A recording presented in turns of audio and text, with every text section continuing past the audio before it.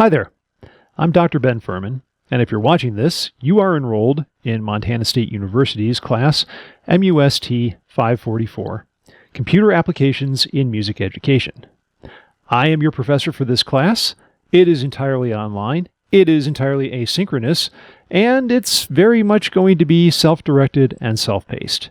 So while there's a lot of stuff you're going to be doing on your own, I just wanted to introduce myself and tell you that I am here to help and answer any questions you might have. The course is divided into 8 modules, so roughly 1 per week. That said, you only need to do 6 of these modules.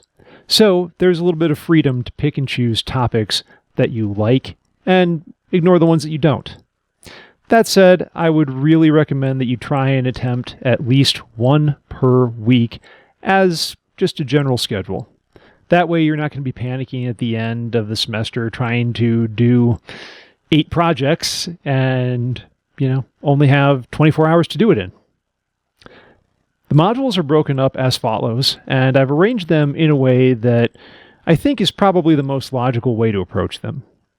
First is copyright and its implications for music educators. Then, digital audio. What is it? How does it work? And what are some of the basic pieces of technology you're going to need to use? After that, we're going to be looking at the third module, researching free and low-cost music software alternatives to some of the really expensive and proprietary software that is used in the industry, but that might not be affordable for most K-12 institutions. After that, Module 4 is developing a music tech elective, where you're going to be looking at the standards in your district and then applying what you've learned so far in this class to help create a possible course. Following that is MIDI, sequencing, and composition, where we'll look at the MIDI standard, which has been around longer than I've been alive, and how that is used in digital audio in the studio, on your cell phone, pretty much everywhere. The next module is audio effects and creating sound collages. This one's a lot of fun, and it's going to involve looking at some of the common effects and how you can use those to warp, edit, mangle, and manipulate sound in fun ways. A lot of my students in synthesis and sound design really kind of got their start with projects like what we're going to be doing in this one.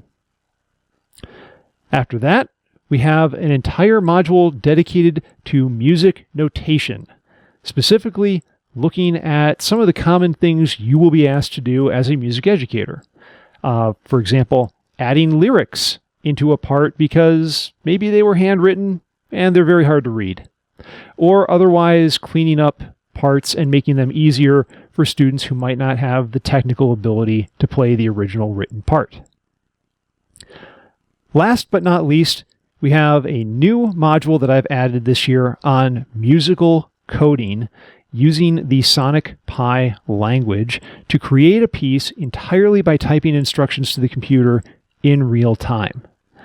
This one's pretty cool, but it can be a little bit overwhelming if you have never coded before. That said, I have taught that curriculum to middle school students before, and they really loved it. So I've already posted my entire curriculum and the resources I used for middle schoolers up in that module.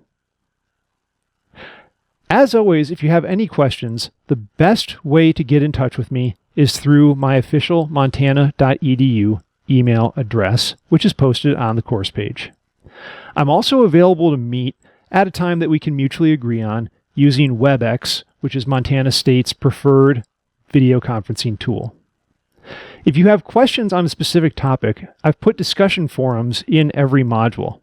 Please post there because your classmates probably have similar questions, or they might have answers, and they might even be able to beat me to the punch and respond quicker. But, as always, if there are any questions, let me know. Don't hesitate to email, and here's to a great semester.